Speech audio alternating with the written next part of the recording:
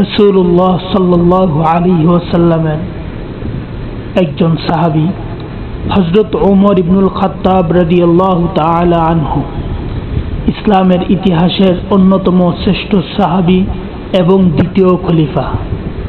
পৃথিবীর মাটিতে সর্বপ্রথম যিনি আমিরুল মুমিনিন উপাধি পেয়েছেন। ইসলাম গ্রহণের পর তিনি প্রকাশ্যে মুসলিম হওয়ার ঘোষণা দেন।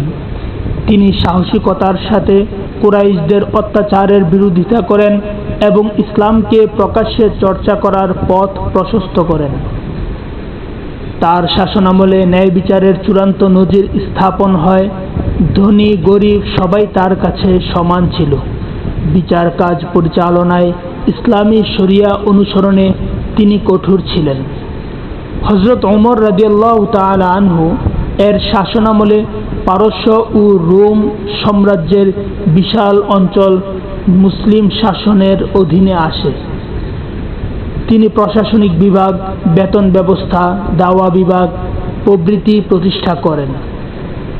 অত্যন্ত পরহেজগার এবং আল্লাহ ভীতির প্রতীক ছিলেন।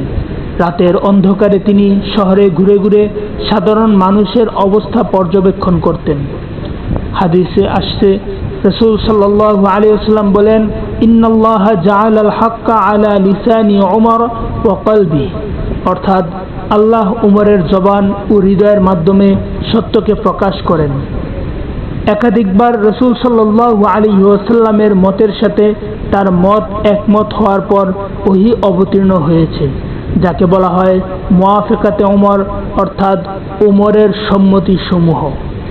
ফজরের নামাজে মসজিদে নামাজরত অবস্থায় এক অগ্নিপূজক তাকে ছুরি দিয়ে আঘাত করে কিছুদিন পর তিনি শাহাদত বরণ করেন রাদিয়াল্লাহু তাআলা আনহু।